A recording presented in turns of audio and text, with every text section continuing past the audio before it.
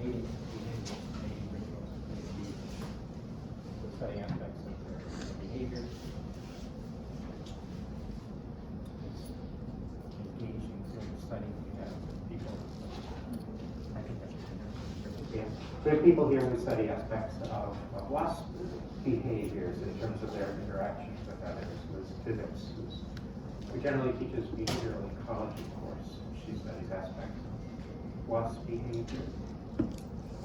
Okay, so before we even get there. So, at homework. Gram-negative and gram-positive bacteria. The blood cells from the limulus, like the horseshoe crab, will coagulate with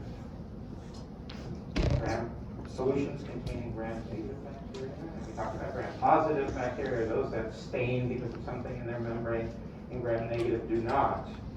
So there are two main groups of bacteria that separate because of those. These are not phylogenetic assemblages. They are groups that differ in their membrane composition.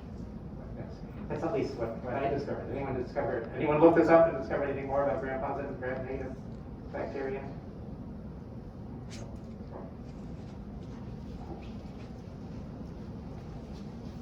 Where we were, so again, we're spending this week and next week talking about arthropods. On Monday, talk about general features of the phylum and aspects of the subphylum within. And today and Wednesday, on Monday, we're able to cover the sea spiders and horseshoe crabs and chelicerates. And then today we're going to focus on arachnids and myriapods. We may get into crustaceans. And then Monday will be continuation or beginning of crustaceans. And then finishing with the hexapods. On Wednesday, we will have a guest lecture again by a postdoctoral research associate here in the Museum of Zoology who studies aspects of insect biology. So he's going to be talking about insect biology as well as some of the work that he's doing. And then the week after, or the lightning talks already. I always know when we hit arthropods, we're hitting the end of the semester, but it always comes as a shock. I think one other announcement, I think you all saw the announcement, I had an announcement that came out Monday about the lightning talks and about any anxiety that you may or you probably have about coming up and giving a talk in front of your peers. I think we are a friendly group, and so you've interacted with your peers in labs and so forth. We're interested in hearing what you found out, and so you're not going to be evaluated based on your performance or anything like that. It's an opportunity to share with your class, and it's just a few minutes. And I will have all the slides that you submit the Friday before, a week from Friday. The lightning talk slides are due. So I will spend the weekend putting those all together in the order that you will present, so that when we begin that Monday and then Wednesday and following Monday, you'll be ready to go depending on what day you present, and you'll be just check the schedule to see who you're going after, and you can see when you're coming up. For those of you who are going first, it's easy, just come up, give it, you feel more relaxed. But don't stress out too much about it. It's a good opportunity to tell the class some of the cool things that you learned in your research article that you chose to cover. All right. Any questions about that? Okay. So, I didn't include this just in case anyone had an additional insight from the reading. I will say just at the beginning, one of the, every now and then I forget what was the latest thing that I discovered, and it was like, you fool, how come you never thought of that before? And one of those things was the name of the group, the insects. I always consider that as the name of insects. But anyone know the word derivation of the insect? It makes sense when you think about it.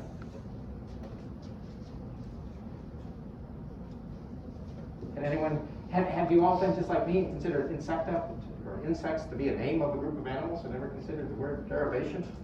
I have until today, when I was reading a paper about aspects of venoms and arthropods, and they talked about insects, and they introduced the word insect as a word that is derived from sect, like to dissect, to separate, to section something. And what do we know about insects? They have three main body parts that are a dissected or an intersected body, which is kind of cool, an insect. I just always thought of that as an ape. Anyways, that's something interesting I discovered. Anything else you discovered, either in the reading of the chapter or some other experiences that you recall?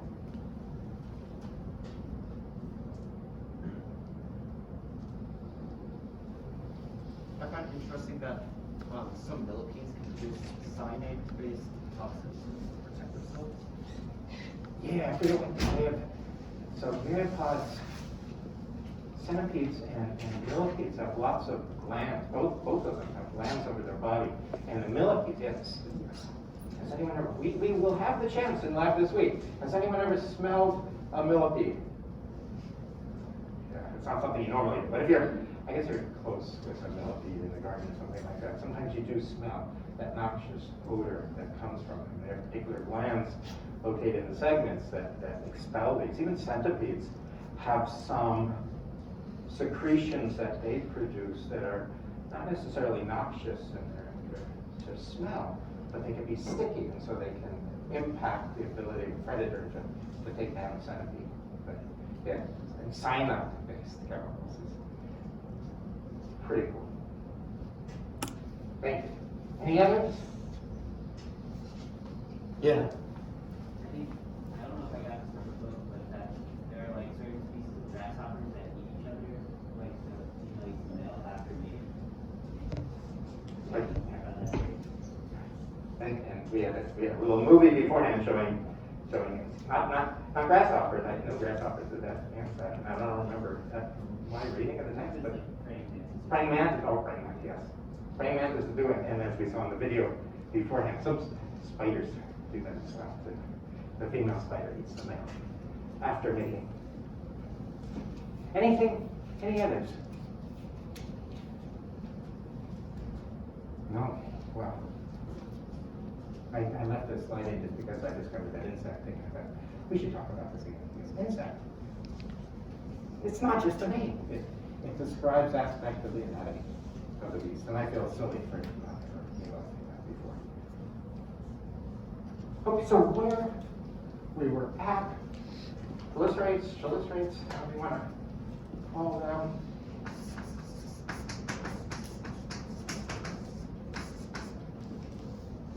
What are the principal features of this group? A little bit of review before we jump into arachnids. What are some of the features that characterize chelicerates? Yeah. They have a unique mouth part called the Chelicerae. Exactly. So that, like insects that are trisected into parts. These are named for a feature that they exhibit. Chelae are claws, typically. Chelated appendage is one that is typically called. And so some chelicerates have clawed chelicerates. Some are pincer-like themselves, as we see in spiders. One feature that defines chelicerates that's related to their name. What other features described there are unique to this group?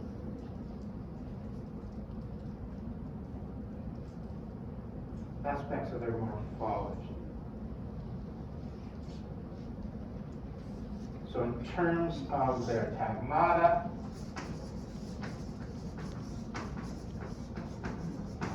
cephalothorax and an abdomen. The cephalothorax, as we saw in the Myriapods, may have an external covering known as a carapace.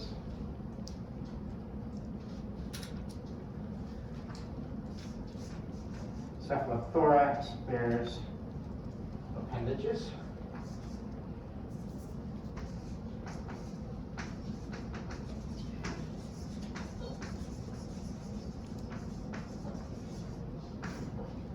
One being chelicerae. The second are the pedipalps, or commonly referred to as palps. These can can serve a number of different purposes. They can have chemosensory receptors on them, chemosensation. They can be used for sensing and tactile methods.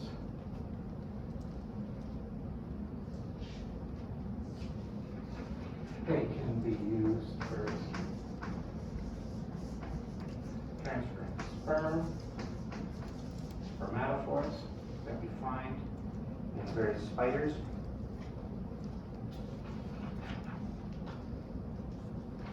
And they could be involved also in courtship displays.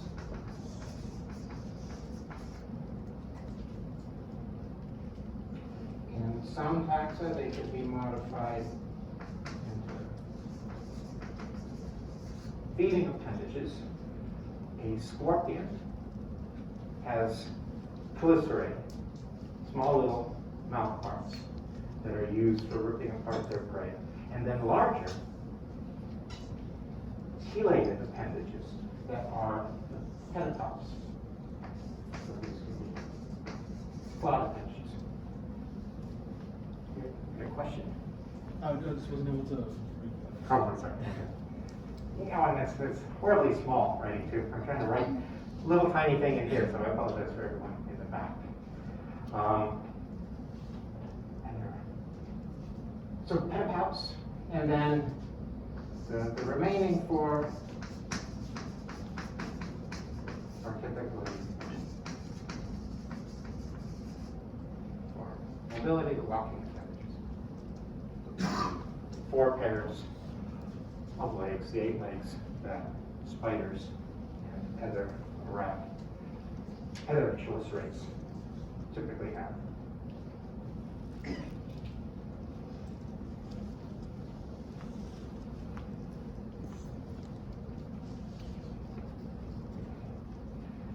The 2 major groups that we've talked about already within subphylum sea spiders. Remember, those have a highly reduced abdomen of Myriapods, and they have a carapace that covers their cephalothorax. The other main group are the arachnids. Fell down somewhere. That include a variety of different orders.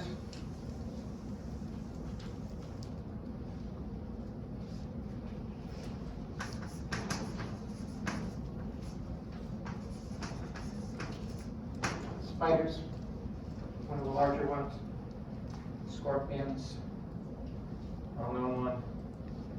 Carry, which are ticks and mice, which is an exceptionally large one. And then 8 other extant orders, so orders with living representatives that we'll touch on a little bit, but mostly I want to describe at least the aspects of the biology of the spiders and a little bit about scorpions and ticks and mice.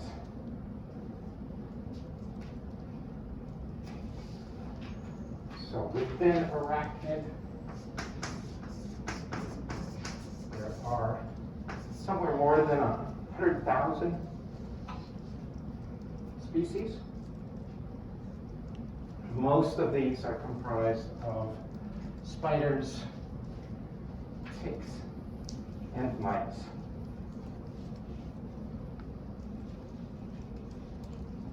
Now, discuss on this slide. So, representative spider, scorpion. These are the pedipalps, large chelate appendages, and then 4 pairs of walking appendages that are associated with the cephalothorax. These are walking appendages, so they're actually thoracic appendages. And then mites, ticks, echidnas that have appendages associated with the cephalothorax, but the cephalothorax and abdomen are largely fused. There's no clear differentiation amongst those 2 tagmata.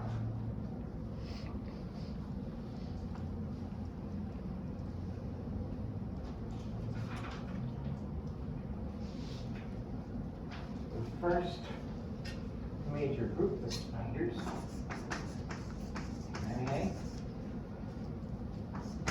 moths of diversity worldwide in distribution, over 40,000 species described.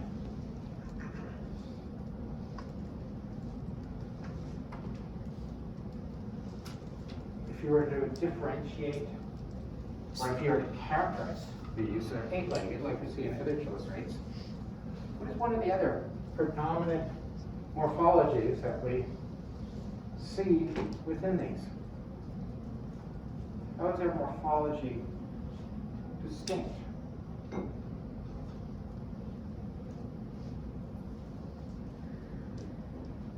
most cases, it's an exception to the rule, but we can see in most cases clear separation of the cephalothorax and the abdomen. And the cephalothorax bearing the appendages like we find in Lycerates. They have clear demarcation.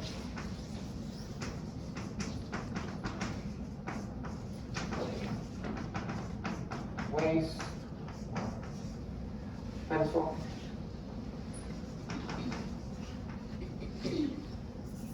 Try spelling like pencil.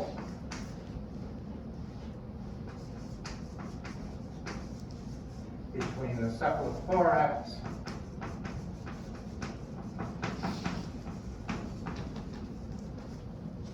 and the abdomen. Clearly large, well-defined abdomen in all of these beasts.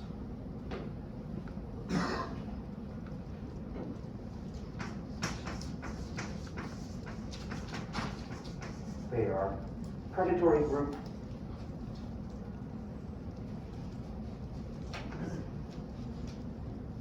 Taxonomy,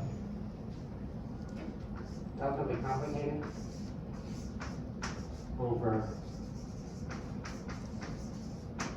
100 families of spiders are recognized. Some of the larger ones, Salticity, Salta, jump. These are jumping spiders. Over 7,000 species, a very large family.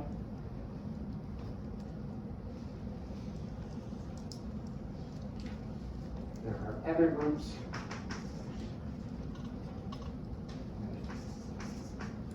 Pleiadae. There are sheep weavers. We have around 4,500 species. And then the orb weavers.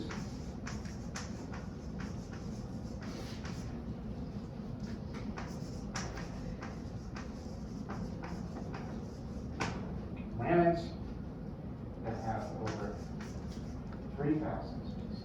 So much of the diversity is contained within some of these particular families. What are other features that spiders exhibit?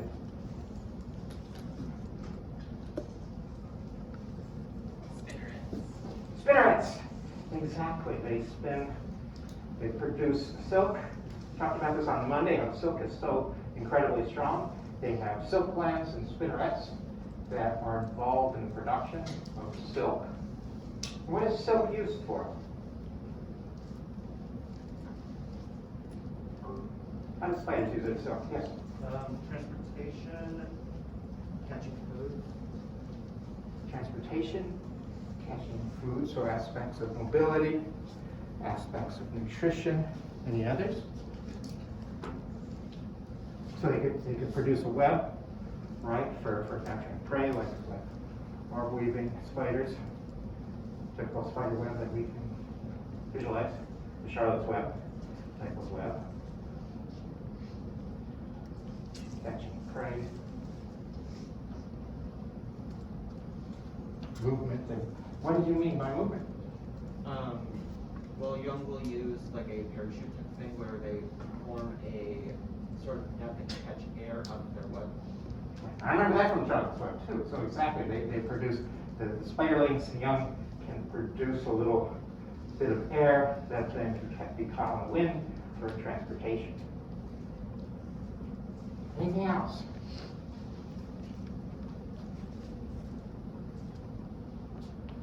It's also used in I mean, they transport sperm. transfer sperm. So the males will secrete some silk with their sperm and spermatophore. Any other? So aspects of reproduction. Also, the females will tend to encase their eggs also in bats. Used in feeding, for attracting, having or capturing prey. Also, typically spiders secrete silk around the prey item once it's consumed. I'm trying to recall, I was just thinking about this now, but I don't remember. I think it was a Hobbit where there was an episode with the spider. Am I thinking wrong? Was that the Hobbit or was that Lord of the Rings? I think there was something incorrect though about the biology of the spider, the giant spider that they used in Lord of the Rings, at least in the movie, I don't know the book. So there's a variety of uses for the web. What other? So aspects of the silk production, that is feature of arachnids. So what else do we think of when we think of arachnids, spiders?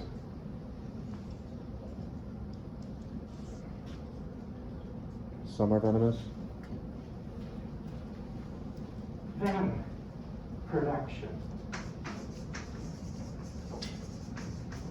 Spiders use venoms for capturing prey, injected through glycerin, mouthparts that are fang-like. There are spitting spiders, two that will not just spit venom, but they have some silk production associated with the venom gland, to which they're secreting a mixture of silk and venom in order to paralyze their prey. So they don't inject, but they spit this mixture of venom and silk of the prey. And that covers what I have in terms of the unique features. In terms of aspects of their anatomy, this is a figure from the book that shows aspects of internal anatomy of spiders. I've always wanted to have a dissection in the class, but having large enough material to doing relatively easy dissections is complicated. But the basic anatomy of a spider, again, the walking appendages that emanate from the thoracic segments associated with the cephalothorax, tagma, relatively large abdomen, the pedicel, and this separation, the waist-like feature. You can see that more prominent cross-section of the spider here. They have fairly well-developed nervous system. There's a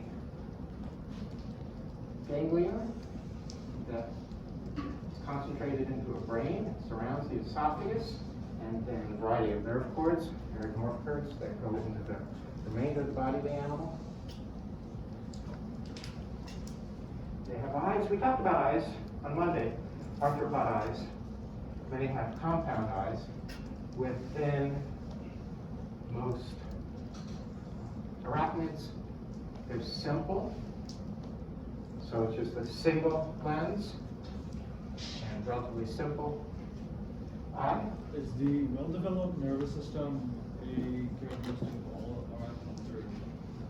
Yeah, generally all our arthropods have reasonably well-developed nervous systems, brain. Good question. The simple eyes, though, presumably are derived from compound eyes. In terms of the digestive tract, the straight digestive tract that goes through the animal penis and the posterior part of the animal. And there's a pharynx, there's a pumping stomach that has attached muscles to allow for material to be brought into the digestive tract. Various digestive cecae, digestive glands that are associated with digestion.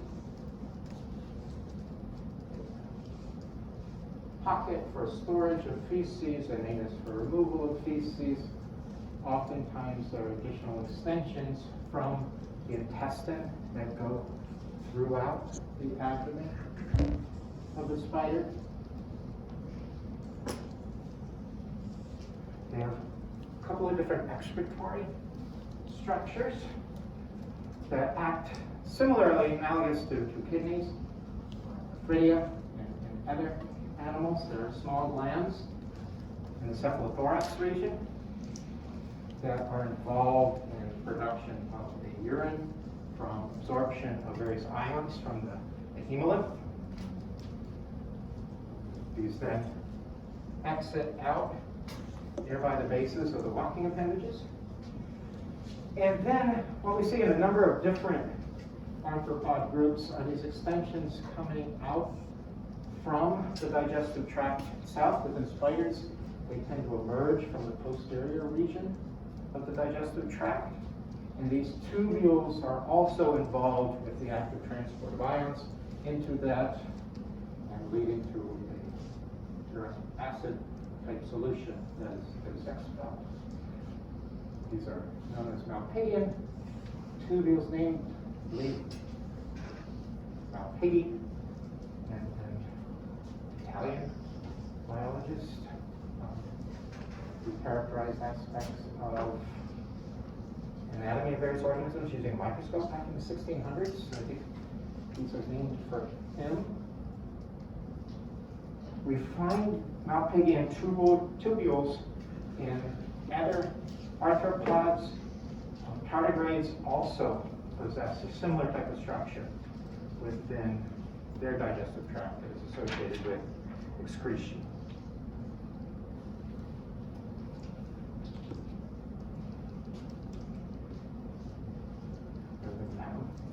And we talked about already, spiders have a venom gland that's associated with the chelicerae. These are fang-like structures. The venom is produced and then injected into prey with fangs.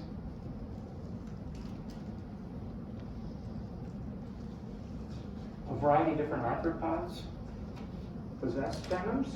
Which other types of arthropods are venomous?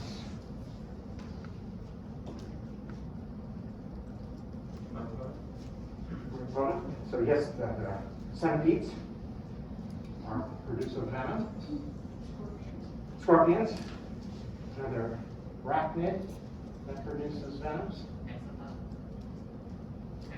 hexapods, various types of insects, the most, bees, wasps, and hornets, ants produce venoms. I think that's most of them. The venom components in many arthropods are, especially spiders and scorpions, they are analogous to venoms that you also find in cone snails, in terms of they tend to be relatively small peptides that are dominated by cysteine amino acids.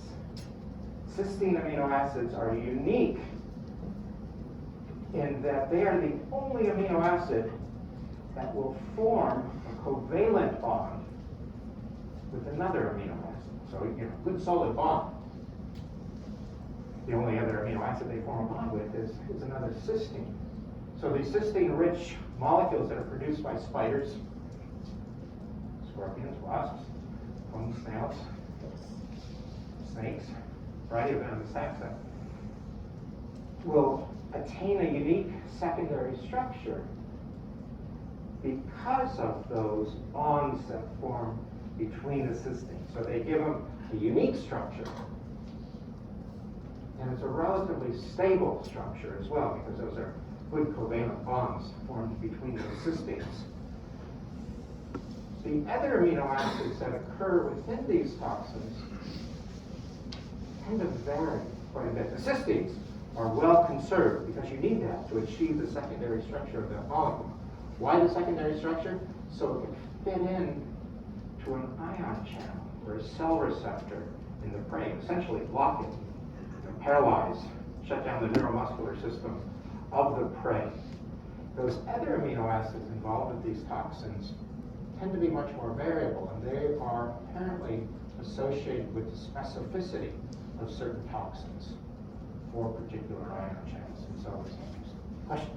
Yeah, I was just curious, sort of evolutionarily, what led to the advent of venom as these animal structures if mouses are pretty small animals? Did that just present some sort of evolutionary advantage, and what would have led to that?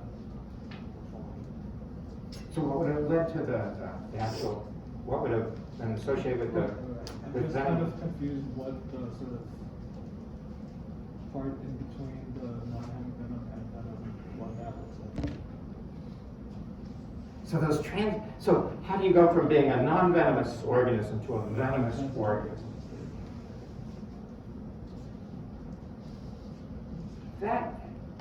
So in many cases,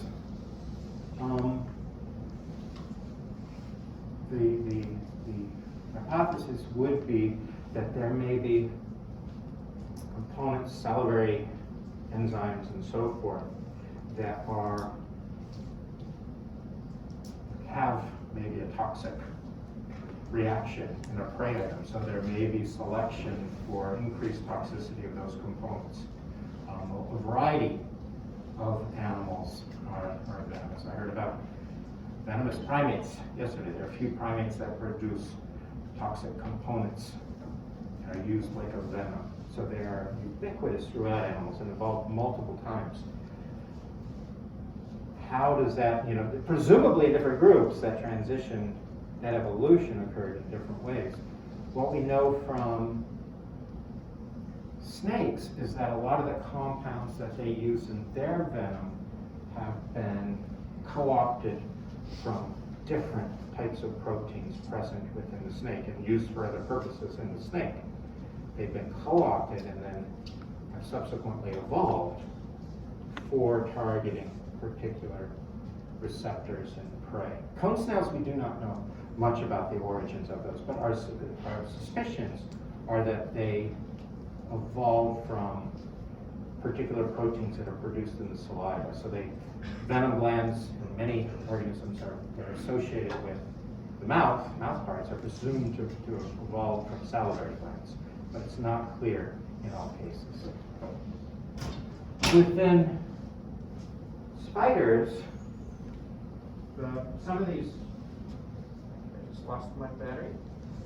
I'm gonna have to speak very loud. I don't want to take the time to replace my battery. Some of these venom components are found in other arachnids, other arthropods, and are believed, I had it written down, I believe they come from scorpions as well. Let's see where I wrote that.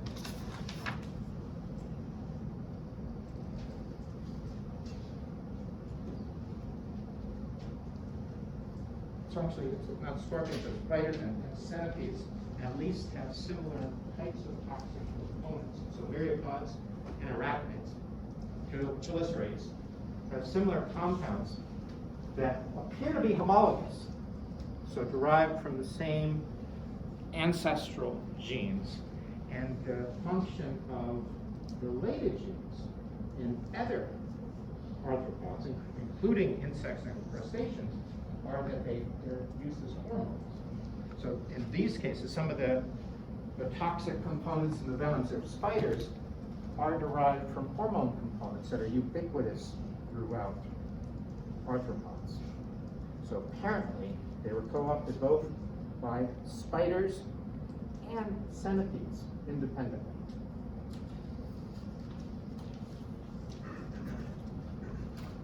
Let me try. Place the batteries could be heard.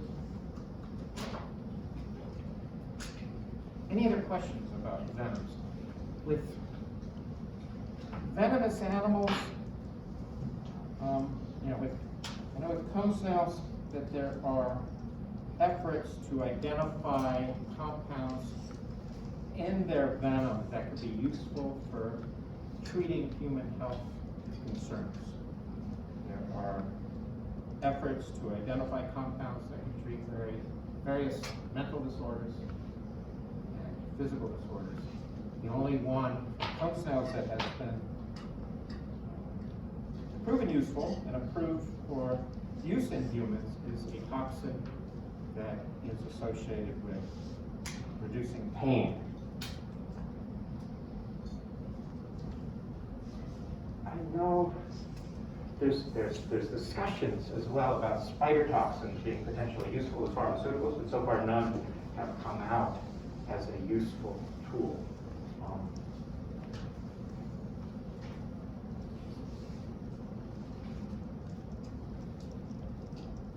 Any other questions about spider venoms?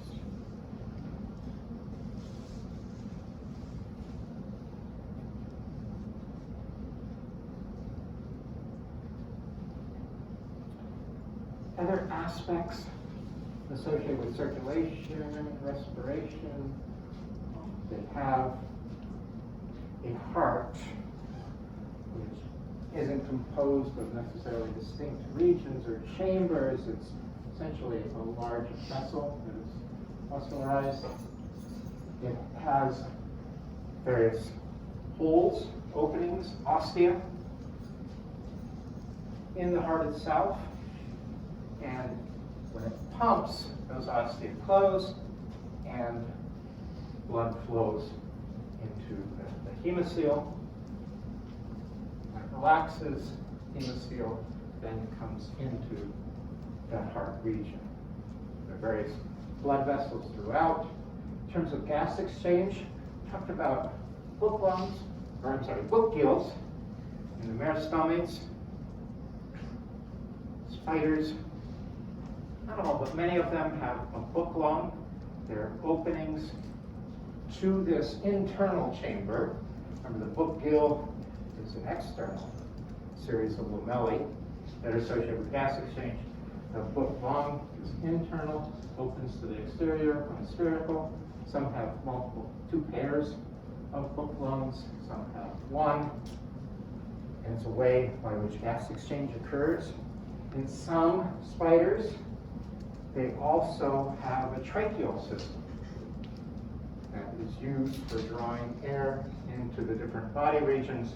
And they're usually just a pair or a single opening associated with the tracheal system. It doesn't show this on this image, but some spiders have a tracheal system that resembles that found in other arthropods, except for the fact that there's only few openings to the periphery. Aspects of reproduction: spiders are dioecious. males produce spermatophore, transfer it to the female with modified aspects of their pedipalps. For those who saw the video at the beginning, there's often very intricate mating behaviors. And then spiders, the spider female will produce eggs, encapsulate them in silk, and then the young emerge.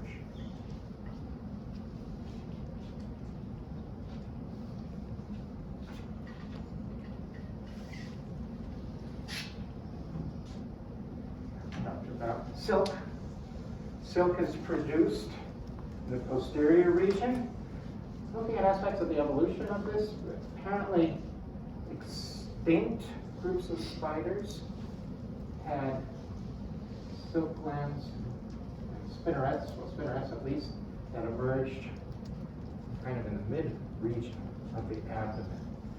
Now most have these directed towards the posterior region, so there's typically a pair of silk glands in the abdomen, and they exit through two pairs of what are referred to as spinnerets, and these are comprised of a variety of these little parts referred to as spigots. A spigot for a hose, where the silk emerges. And silk, like we talked about, useful in a number of different purposes, a number of different functions, from capturing prey, getting a prey item and encasing it in silk, and then later sucking out parts from within. Spiders are predatory, and I think many of us consider spiders in this typical way of feeding, by which they have a web and an insect may accidentally fly in, or in some cases a small bird or a small bat. In some cases they're combat-eating, orb-weaving spiders, and then those are consumed. But there are a variety of different methods that spiders use for capturing their prey. One interesting one are these net casting spiders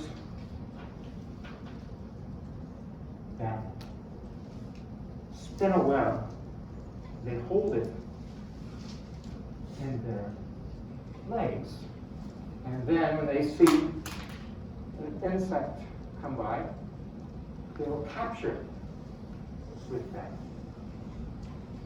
net. There are other spiders known as bolus spiders that will secrete a line of silk, and then at the end of the silk they also secrete various substances that emulate pheromones of moths. Not only moths, also moth flies, that they will capture. So that these are nocturnal predators that will have a line and sticky pheromones covering the end, and then be able to capture prey in this way. I talked about these, the spinning spiders. They use a combination of silk and venom to capture prey. There are a variety of hunting spiders that actively pursue. I think these are the spooky ones to think about. That are out there actively hunting down prey items. Another interesting group are the trapdoor spiders, or I think they're maybe members of 13 different spider families that use this particular mode of feeding or hunting, where they have a lair and they will cover their lair with web and material from the surrounding environment, so it's very camouflaged, and then sneak up on prey, unsuspecting little cricket. So a variety of different, spiders are really cool, they're different modes of feeding. Yes? So do the trapdoor spiders and other spiders use silk? To trap their prey? So the hunting spiders, that's a good question. I am assuming that the hunting spiders would wrap their prey in silk after capture, but I do not know. We have more homework to do. They presumably use it in other aspects of their life. The females secreting silk around the egg mass embryos. Trapdoor spiders, they do in terms of their burrow, their lair is typically lined with silk, and they have silk that they're using to produce that trapdoor. So whether they use it to engulf their prey, I'm not sure.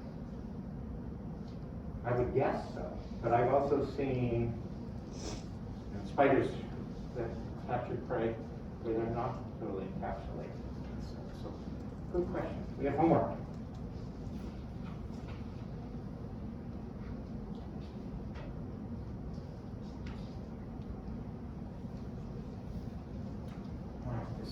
Scorpions are another group of arachnids.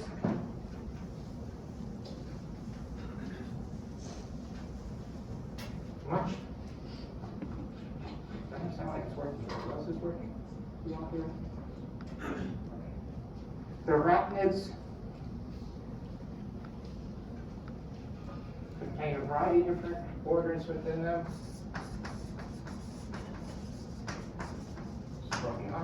Scorpions are one of those. They have a worldwide distribution, but they're largely in tropical, subtropical, and some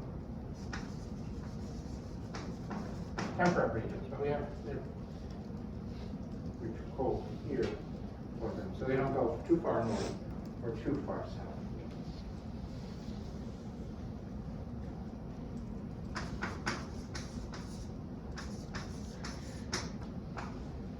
About 1,300 species of scorpions are recognized. They have a cephalothorax and abdomen, but it's a much different body style than what we see in spiders. So there's no clear demarcation between those, and the abdomen is quite elongated. Front part consists of a number of segments, wider than the rest, pre-abdomen, post-abdomen. It's hard to tell from this image, but these walking appendages are emanating from the thoracic segments associated with the cephalothorax.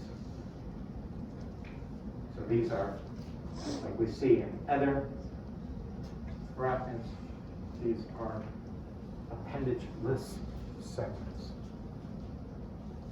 The unique features of chelicerae, those mouth parts are little tiny pinchers,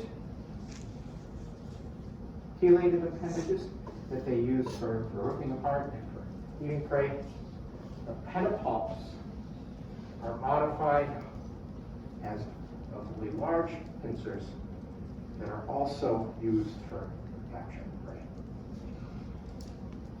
And then we talked about venomous arthropods. Scorpions are one of the other major group of venomous arthropods. In this case, the venom gland is associated with the spinal part of the post-abdomen, the barb and sting, and internal gland that produces a venom. These venoms, too, are often cysteine-rich, small peptides that function in blocking particular ion channels of prey. Or in some cases, in potential predators. So venoms can have multiple uses for capturing prey or for defending against predators. There's some cone snails that may use their venom to defend against predators. Scorpions often do that. And there's a scorpion in the southwest that is preyed upon by little grasshopper mice. And the grasshopper mouse has actually evolved some resistance to the venom of the scorpions that it tends to eat. There's a woman at Michigan State who studies aspects of that coevolutionary dynamics and has found that there are unique evolution of, I believe it's the sodium channels, that are the target of major components of the scorpion venom of the scorpion that the grasshopper mice feeds upon. And there are changes in the sodium channel gene that confer resistance to the scorpion venom. There may be incidental effects, though, in terms of sodium channel genes are often relatively well conserved, and that is because they're important in the transmission of signals associated with neurons, muscular function, and so forth, within garter snakes that feed on toxic newts. Some of those newts, there are some newts that are toxic. They produce a substance known as tetrodotoxin that is a similar toxin that you find in pufferfish, fugu. Fugu is a very good sushi material, and so people who prepare fugu have to be certified to do it properly, because I think the tetrodotoxin is present in liver or some internal component of the pufferfish, and so you have to make sure you don't get a little bit of that in the meat that you're cutting, otherwise you may die because it possesses tetrodotoxin. Blue-ringed octopuses have venom that also are tetrodotoxin. Within the fugu, it's because it's a particular bacteria that produces the tetrodotoxin. Within the blue-ringed octopus, it's supposedly bacteria. Within the newts, nobody, or at least last time I checked, nobody is aware of the source of the tetrodotoxin. It may be a particular bacteria, but nobody's been able to find that bacteria in the newts, or maybe something else. But anyways, the newt is a common prey item of garter snakes. And there's some garter snakes that occur with relatively toxic populations of newts that also evolve resistance through changes in their sodium channel genes. However, if you take those snakes that have the modified sodium channel genes and put them on a little racetrack, a treadmill, and look at their speed and their movement, it is much depressed compared to a garter snake with a normal sodium channel gene. So there's a trade-off to being resistance, reduced mobility, slower activity. Not sure if that's the case with the grasshopper mice or not, but at least there's a coevolution between, or the evolution of the mice due to features of the scorpion. So it's not necessarily true coevolutionary dynamics, because coevolution involves reciprocal evolution on interacting species. And what we have here is at least influence on the characteristics of one species by the other, but we don't know if there's a feedback. There may be a feedback by which the scorpion venom becomes more toxic, or not learns, but becomes able to overcome that resistant sodium channel. The scorpions, they have oftentimes a variety of eyes in the cephalothorax region. These are, again, simple eyes. This one shows a median ocellus and a pair of eyes, but often they can have multiple pairs of eyes.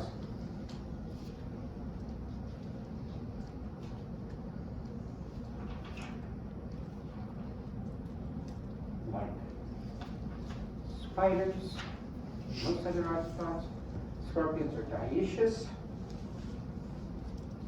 Males transfer sperm to the female. But whereas spiders are oviparous, reproduce via eggs.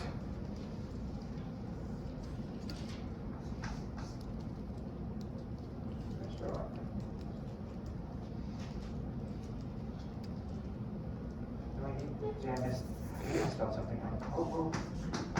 Because it didn't make sense. Ovovivi. Vivi for live, ovo for egg.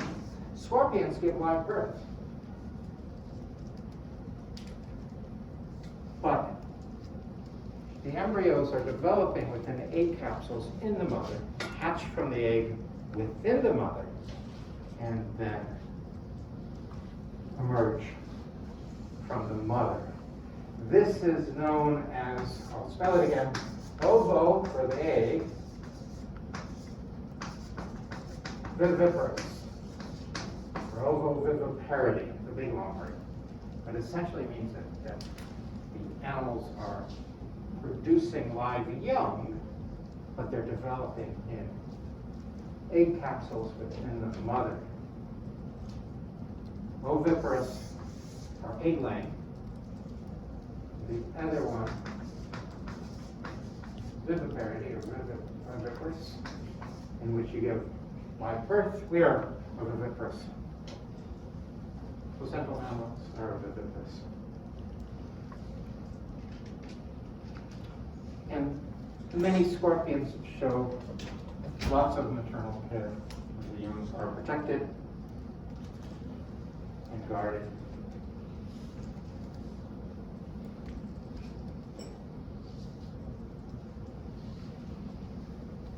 The final big group I want to talk about are the arachnids.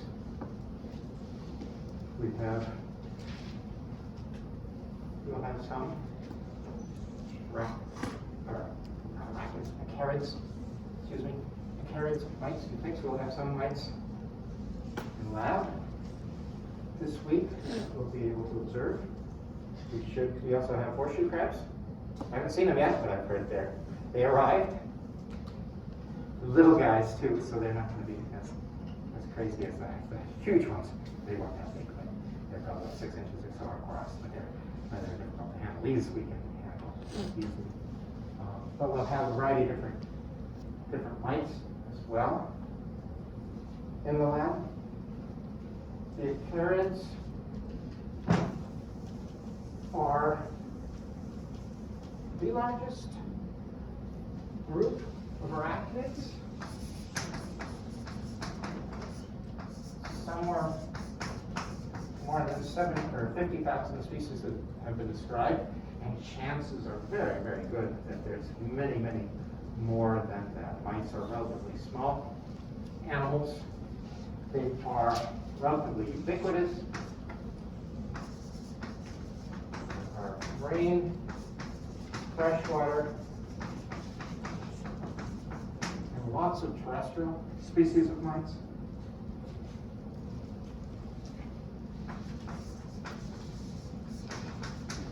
They're free-living forms, and those with parasitic lifestyles. Some of these can be agricultural pests,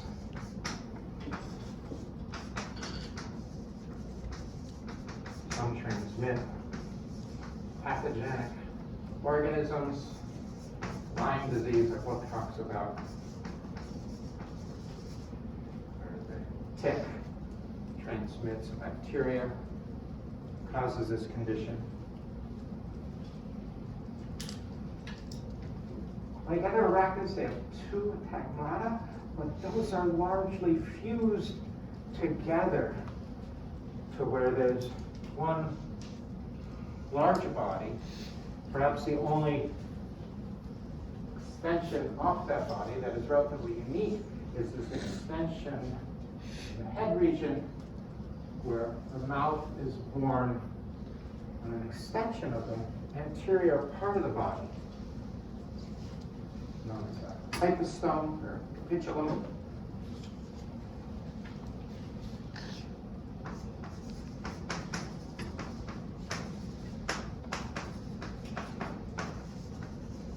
essentially this extension that bears the mouth. So here it's labeled as hypostome, also known as a hook. Capitulum. This extension area. So the mouth is well in front of the body. Otherwise, number of appendages similar. They have chelicerae, this particular image shows chelate, chelicerae, palps associated with head segments, and then 4 walking appendages that are associated with thoracic segments. And mites occur everywhere. We have a emeritus curator in the museum. He's emeritus faculty as well of the Ecology and Evolutionary Biology department. And he studies aspects of mite biology. He's one of the experts on mites, and we did not see it during our visit to the RMC, but the Museum of Zoology hosts one of the largest collections of mites. It doesn't take up too much space, because a lot of that is on individual slides, so there are probably literally thousands of slide boxes full of mite specimens. Barry O'Connor, he's the one who is the mite expert here. He used to teach intro biology, but I think long before you all were out, and parasitology. But he's the expert on mites. All right. So the other arachnids, there are 8 other orders, at least 8 other extant orders. I do not know off the top of my head how many orders of extinct arachnids there are. Some of these we'll see in the lab. These sun wind spiders make up about 1,000 species. They have pinchers associated with chelicerae. But none of these particular groups are venomous. So we have scorpions that are venomous. We have arachnids, spiders that are venomous. Most of the other orders of arachnids are not venomous. Harvestmen, we have samples of those in the lab today. Piliones, commonly referred to as daddy longlegs. These superficially resemble spiders. We'll have the opportunity to look at these under a dissecting scope and compare them to spider morphology, not live spiders, but preserved spiders. To look at. Last year we did look at live spiders, but that was the online version of the lab. I do know though that GSI he used carbon dioxide, I think, to knock them out while he was working, displaying them. Hooded tick spiders, another group, relatively small group, 60 species. The whip spiders, or Keller's whip scorpions, I think these are the ones used in the Harry Potter movie. I can't remember which one it was, but there was one of them where they had whip scorpion. And I think they killed, what was that? Matt Moody. Moody killed him, I think. He killed that, and that's very horrible. Short-tailed whip scorpions, false or hook scorpions, whip scorpions, fingerrooms, and the micro-whip scorpion. So a variety of different orders. About the largest one are the harvestmen. Are there tarantulas in any of these groups? Yeah, tarantulas are spiders. Oh, they're just normal, like spiders. Yeah. Tarantulas I do not know off the top of my head how many, what family they're in. And more homework we have to figure out where tarantulas live. Tarantulas tend to be relatively large spiders. I grew up in California. We regularly see spiders. I saw one once in the backyard, I think when I was 4 or 5. I have memories of that, and stayed hidden the entire time while I was probably 30 feet away, just because it was a big spider. But after that, going into the hills around there where I live, there are people who would go out and collect tarantulas and sell them to pet stores, and they're so common. Tarantulas, they tend to be hunting types of spiders. There was a cool, I didn't bring it. I don't know if maybe we could show it in lab. There's a cool video that people in the herpetology division were doing an expedition into the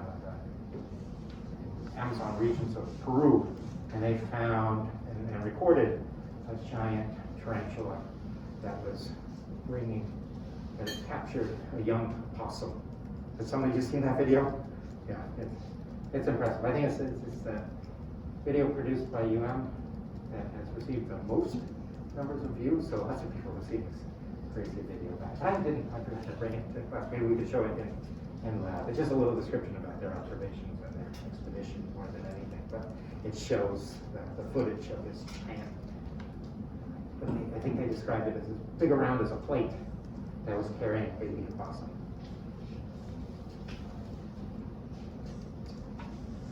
Any questions about arachnids? We're going to jump to a new subfile. All right. So where we are in terms of the tree, we've gone through chelicerates.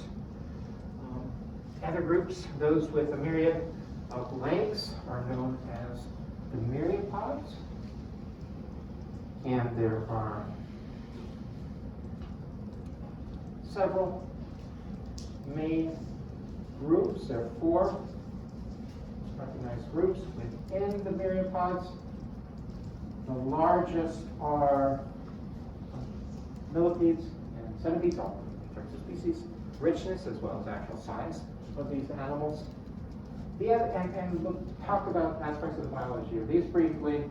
More briefly, these 2 groups, the parapods, Haro, similar to Lego, meaning few feet, and then the Symphyla, that each have a few hundred species. I think the parapods have about 800 species within them. Symphylas have about 200. These are both soil-dwelling myriapods that, unlike the group we were just discussing, have antennae.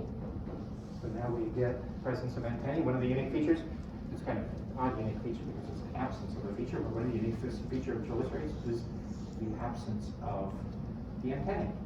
All the other groups have antennae. The groups of arthropods, but chelicerates not. Myriapods have these antennae. Parapods each have a few hundred soil-dwelling, have antennae, tend to be detritivores or fungivores, feeding on components present within the soil.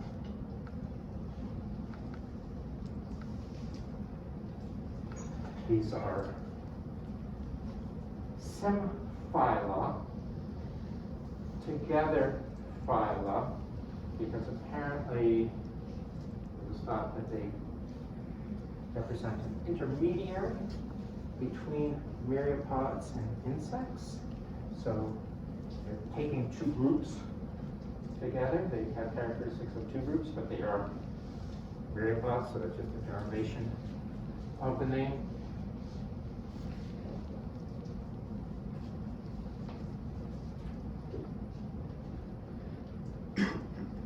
Chelopods, chela referring to jaw, so a jaw, foot, and that is in reference to this first appendage associated with thoracic segments that is modified into a feeding apparatus, known as a maxilliped, that vein, venom gland associated with it. Is this applying to myriapods or just chelopods? This is just a chelopod, so chelopods are up on the top. And I'm sorry, this is a combination slide featuring the chelopods and diplopods. Chelo for jaw foot, referring to these maxillipeds. They're used to envenomate prey. They have the antennae, they have maxillae that are hard parts, they have mandible that are used for feeding, and then they have a number of segments by which single appendage emerge. You remember the tagmata of Myriapods is relatively simple. A head and a trunk, they just have two, and that there's no major modifications of the trunk segments. Produce appendages. Different than diplopod, diplo, double foot. These do not have a maxilliped. These are predatory animals. These tend to feed on decaying material and so forth.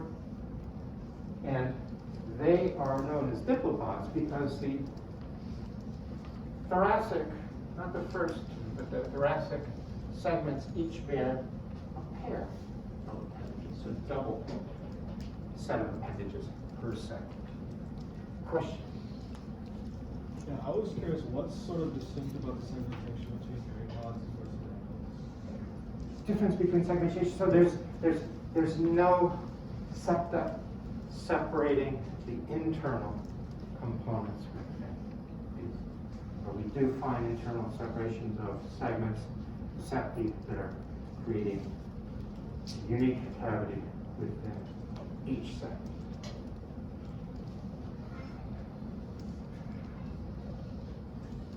Helipods, the sauropods, and symphyla just have a few hundred species each.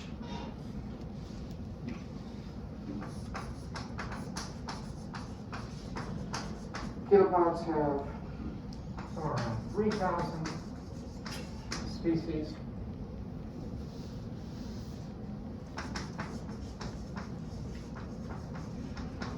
Predatory. Some can get quite large. Some can have very potent venom. There is a centipede that's been introduced to at least Oahu in the Hawaiian Islands that now is fairly widespread there, and those can give a painful bite to them.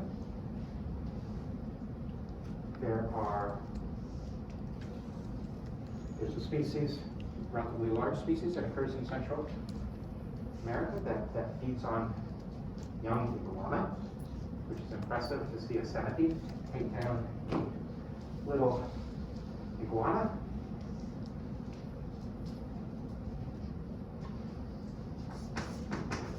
Cephalopods, which are millipedes. There's much greater diversity here. Somewhere around or more than 12,000 species of millipedes are known.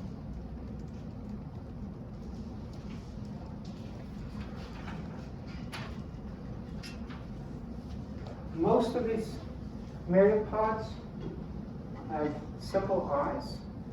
So again, there's a single eye with ocellus and some pigment. So they don't really have good visual acuity. There are, I mentioned this on Monday with lecturing on sensory structures of arthropods. There are some, the house centipede, for example, that we have right here, that have compound eyes. So in many cases, it's presumed that compound eyes are ancestral to arthropods, and then some groups, simple eyes that they possess, represent a derived feature by which the compound eyes have modified into either sets, multiple, or pairs of simple eyes. Myriapods, like with some spiders and with insects, they have tracheal systems with spiracles that open on each segment, opening up into little tubes, tracheoles, within where the gas exchange takes place internally.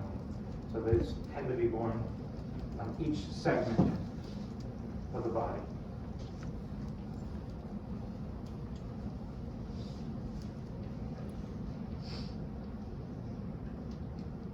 All right, so that covers Spinnerets, Myriapods. On Monday, we'll discuss, there's a great bit of diversity within crustaceans. Here's a diagram showing different body types of the varied crustaceans. So we're going to spend some time going through those different groups, and we'll be able to finish with short discussion about hexaplods and largely insects. And then again, on Wednesday, we will have a guest lecture of an insect biologist to tell us more about the biology of insects and aspects of the history of them.